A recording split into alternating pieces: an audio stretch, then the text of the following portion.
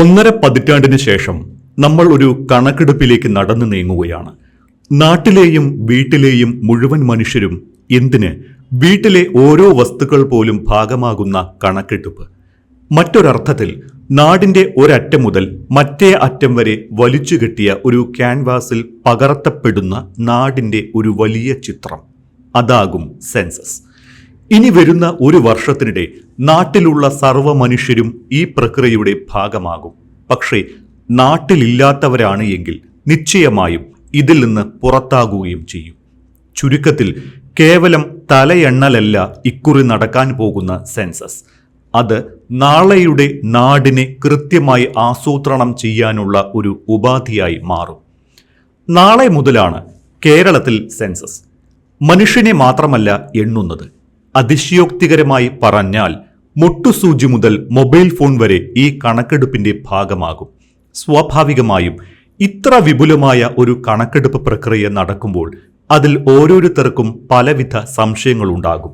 ആ സംശയ നിവാരണത്തിലേക്ക് ഒരു ചൂണ്ടുവിരൽ കൂടിയാണ് ഈ വീഡിയോ കൊണ്ട് ഉദ്ദേശിക്കുന്നത്. ആദ്യം ചെറുതായി ഇതിനെ ഒന്ന് വിവരിക്കാം. സെൽഫ് എന്യൂമറേഷൻ ഒരു നിർബന്ധിത പ്രക്രിയയെ അല്ല. ആരും നിർബന്ധമായി സെൽഫ് എന്യൂമറേഷൻ നടത്തേണ്ടതില്ല. സ്വന്തമായി വിവരം സമർപ്പിക്കാൻ കഴിയാത്തവരുടെ വീടുകളിൽ ജൂലൈ 1 മുതൽ എന്യൂമറേറ്റർമാർ നേരിട്ടെത്തി വിവരസമാഹരണം നടത്തുകയും ചെയ്യും. അതായത് നിങ്ങൾക്ക് ഓൺലൈനിൽ കയറി ഈ വിവരങ്ങൾ നൽകാൻ കഴിയാത്തവരാണ് എങ്കിൽ നിങ്ങൾ ഭയപ്പെടേണ്ട, ആശങ്കപ്പെടേണ്ട. നിങ്ങളെ സഹായിക്കാൻ എന്യൂമറേറ്റർമാർ വീടുകളിൽ എത്തും. ആരാണ് സെൽഫ് എന്യൂമറേഷൻ നടത്തേണ്ടത്? ഒരു വീട്ടിലെ കുടുംബനാഥനോ അല്ലെങ്കിൽ ആ വീട്ടിലെ മുതിർന്ന അംഗങ്ങളിൽ ആർക്കെങ്കിലുമോ ഈ വിവരങ്ങൾ ഓൺലൈനായി ഫിൽ ചെയ്യാം. വിവാഹം കഴിഞ്ഞവർ എന്തു ചെയ്യും? ഒറ്റയ്ക്ക് താമസിക്കുന്നവർ എന്തു ചെയ്യും? പഠനത്തിനും ജോലിക്കുമായി മറ്റ് സ്ഥലങ്ങളിൽ പോയവർ എന്തു ചെയ്യും? എന്നീ സംശയങ്ങൾ പലർക്കും ഉണ്ടാകും. ഇത് SIR പോലെയല്ല. അതുകൊണ്ട് ഈ കണക്കെടുപ്പിൽ ഉൾപ്പെടുന്നവർ ആരൊക്കെയാണ് എന്ന് ആദ്യമേ പറയാം. ഒരു വീട്ടിൽ ഒരുമിച്ച് താമസിക്കുകയും ഒരേ അടുക്കളയിൽ നിന്ന് ഭക്ഷണം പാകം ചെയ്ത് കഴിക്കുകയും ചെയ്യുന്നവരെല്ലാം ഇവിടെ കുടുംബാംഗങ്ങൾ എന്ന പ്രയോറിറ്റിയിൽ വരും. അഥവാ വീട്ടുജോലിക്കാരി ഉണ്ടെങ്കിൽ അവർ പോലും അതേ കുടുംബത്തോടൊപ്പം താമസിച്ച് ജോലി ചെയ്യുന്നവരാണ് എങ്കിൽ അവരും ആ കുടുംബാംഗം എന്ന പരിഗണനാ പട്ടികയിലാണ് ഉൾപ്പെടുന്നത്. അതായത് ഒരു ചെറിയ ഉദാഹരണം പറയാം. നിങ്ങൾ 4 അംഗ കുടുംബമാണ്.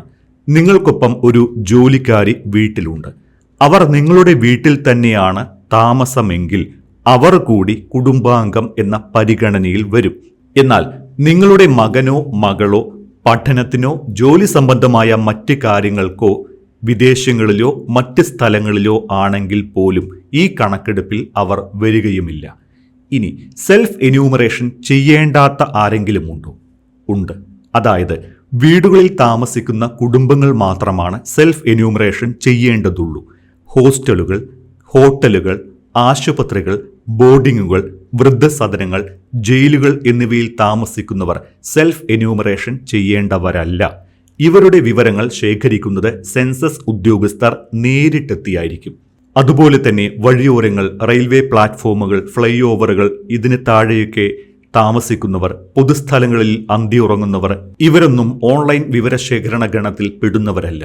ഇവർക്കായി ഉദ്യോഗസ്ഥർ പ്രത്യേക രാത്രികാല പരിശോധനകൾ നടത്തിയാണ് വിവരങ്ങൾ ശേഖരിക്കുക.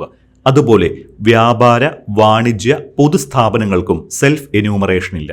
ഇവിടെയും എന്യൂമറേറ്റർമാർ നേരിട്ടെത്തും. 2 ഘട്ടങ്ങളിലായാണ് സെൻസസ് നടക്കുക. ഒന്ന്, ഭവന സെൻസസിന്റെ 1ാം ഘട്ടവും ജനസംഖ്യാ സെൻസസിന്റെ 2ാം ഘട്ടവും. ആദ്യഘട്ടത്തിൽ കണക്കെടുപ്പിന് നിയോഗിച്ചിട്ടുള്ള ഉദ്യോഗസ്ഥർ അഥവാ എന്യൂമറേറ്റർമാർ വീടുകളിലെത്തി വിവരശേഖരണം നടത്തുന്നതാണ് ഭവന സെൻസസ്. സർക്കാർ നിയോഗിച്ചിട്ടുള്ള എന്യൂമറേറ്റർമാർ ഓരോ വീട്ടിലും കെട്ടിടത്തിലും എത്തി നിർമ്മാണ രീതി, ലഭ്യമായ അടിസ്ഥാന സൗകര്യങ്ങൾ, വീടുകളിലെ ശുദ്ധജല ലഭ്യത, വൈദ്യുതി, ശൗചാലയങ്ങൾ, ഇന്ധനം, വാർത്താവിനിമയ ഉപാധികൾ തുടങ്ങിയ അടിസ്ഥാന വിവരങ്ങൾ ശേഖരിക്കും. ജൂലൈ 1 മുതൽ 30 വരെയാണ് ഈ ഭവന സെൻസസിന്റെ 1ാം ഘട്ടം നടക്കുന്നത്.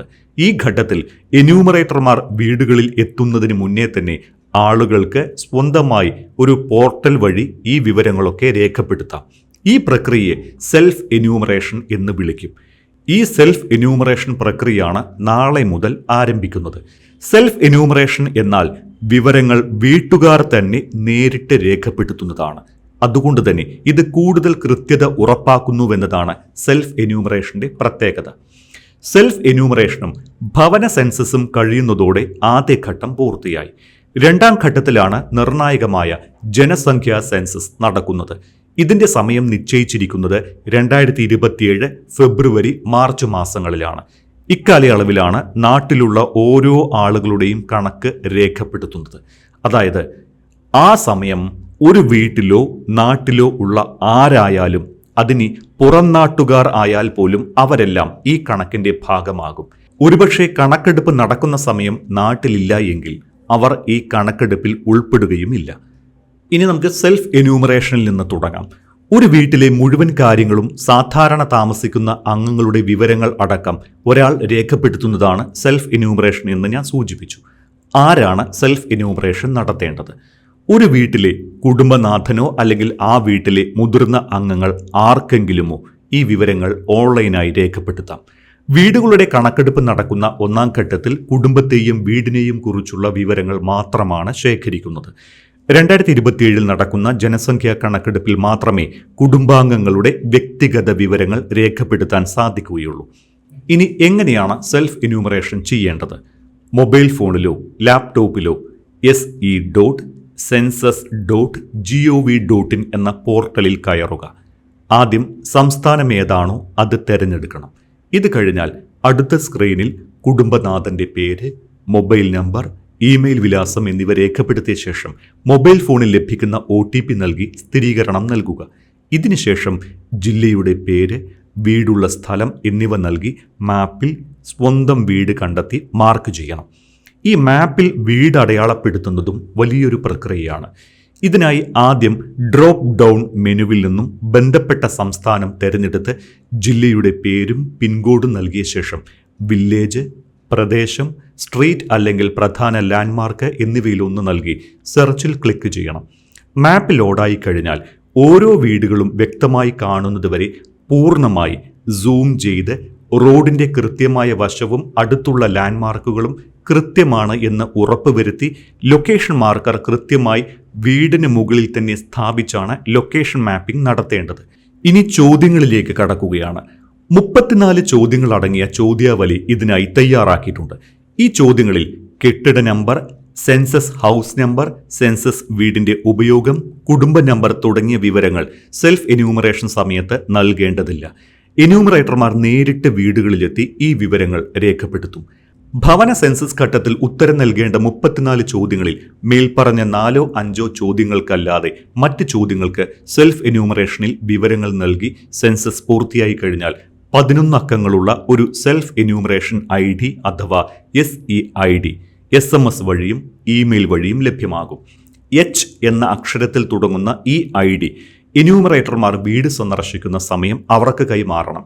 എന്തെങ്കിലും തിരുത്തലുകൾ വരുത്താനുണ്ട് എങ്കിൽ എന്യൂമറേറ്റർമാർ വീട്ടിൽ വരുമ്പോഴാണ് തിരുത്തേണ്ടത്. മറുപടികൾ ഒത്തുനോക്കി ഉറപ്പുവരുത്തിയ ശേഷം മാത്രമേ അവർ ഈ വിവരങ്ങൾ അന്തിമമായി അപ്ലോഡ് ചെയ്യുകയുള്ളൂ. സെൽഫ് എന്യൂമറേഷൻ വഴി പൂരിപ്പിക്കുന്ന വിവരങ്ങൾ അതേസമയം തന്നെ സേവ് ചെയ്ത് അന്തിമമാക്കാതെ താൽക്കാലികമായി സേവ് ചെയ്ത് വെക്കാനും നിശ്ചിത സമയപരിധിക്കകം തിരികെ വന്ന് പിന്നീട് പൂർത്തിയാക്കാനും ഈ പോർട്ടലിൽ സൗകര്യമുണ്ട്. അത് ചുരുക്കി പറഞ്ഞു കഴിഞ്ഞാൽ നമ്മൾ ഈ ഫോം ഫിൽ ചെയ്യുന്ന സമയം നമുക്കത് പൂർത്തീകരിക്കാൻ കഴിയാതെ വന്നു എന്ന് കരുതുക. അതായത് ഈ ഫോം ഫിൽ ചെയ്തുകൊണ്ടിരിക്കുമ്പോൾ മറ്റൊരു ആവശ്യത്തിന് നമുക്ക് പുറത്തു പോകേണ്ടി വന്നു. അപ്പോൾ ഇത് താൽക്കാലികമായി സേവ് ചെയ്ത് വെക്കാം. പിന്നീട് നമ്മുടെ ആവശ്യങ്ങളെല്ലാം കഴിഞ്ഞ ശേഷം വീണ്ടും എത്തി ഇത് വീണ്ടും നമുക്ക് ഫിൽ ചെയ്ത് സബ്മിറ്റ് ചെയ്യാനുള്ള അവസരവുമുണ്ട്.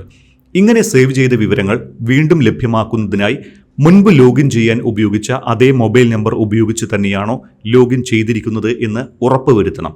അത്രമാത്രമേ ഉള്ളൂ. അതേസമയം ഓരോ സംസ്ഥാനത്തിനും സെൽഫ് എന്യൂമറേഷനായി നിശ്ചയിച്ചിട്ടുള്ള സമയപരിധിക്കുള്ളിൽ ഫോം സബ്മിറ്റ് ചെയ്യുകയും വേണം. അതുകൊണ്ട് തന്നെ സെൽഫ് എന്യൂമറേഷൻ സമയം അവസാനിക്കുന്നതിന് മുൻപ് വരെ വിവരങ്ങൾ തിരുത്താനും പുതുക്കാനും സാവകാശമുണ്ടായിരിക്കും. എന്നാൽ ഫോം അന്തിമമായി സബ്മിറ്റ് ചെയ്തു കഴിഞ്ഞാലോ അല്ലെങ്കിൽ സ്വയം വിവരശേഖരണത്തിനുള്ള സമയപരിധി കഴിഞ്ഞാലോ പിന്നീട് എഡിറ്റിംഗ് സാധ്യമാകില്ല. അപ്പോൾ പിന്നെ സെൻസസ് ഉദ്യോഗസ്ഥർ വീട്ടിൽ വന്ന് വിവരങ്ങൾ ഒത്തുനോക്കുന്ന സമയത്ത് മാത്രമേ എന്തെങ്കിലും തിരുത്തലുകൾ വരുത്താൻ കഴിയുകയുള്ളൂ. എന്നാലും ഒരു കാര്യം ഓർക്കുക, തെറ്റിക്കഴിഞ്ഞാൽ ഒരു ആശങ്കയും വേണ്ട, തിരുത്താൻ എന്യൂമറേറ്റർമാർ വരുമ്പോൾ സാവകാശമുണ്ട്. ഇന്ത്യയുടെ സെൻസസിന്റെ ചരിത്രത്തിൽ ആദ്യമായി ഡിജിറ്റൽ സെൻസസ് നടക്കുന്നു എന്ന സവിശേഷത കൂടിയുണ്ട് ഇക്കുറി. സെൽഫ് എന്യൂമറേഷനും വീടുകളിലെത്തി നേരിട്ട് എന്യൂമറേറ്റർമാർ വിവരങ്ങൾ രേഖപ്പെടുത്തുന്നതും ഡിജിറ്റലായിട്ടായിരിക്കും.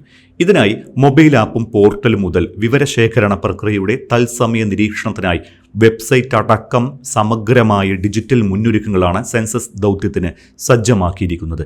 ഡിജിറ്റൽ വിവരങ്ങൾ ചോരാതിരിക്കാൻ വാട്സാപ്പിലെ സന്ദേശവിനിമയ മാതൃകയിൽ എൻഡ് ടു എൻഡ് എൻക്രിപ്റ്റഡ് രീതിയിലാണ് ഈ പോർട്ടലും ആപ്പുമെല്ലാം ക്രമീകരിച്ചിരിക്കുന്നത്.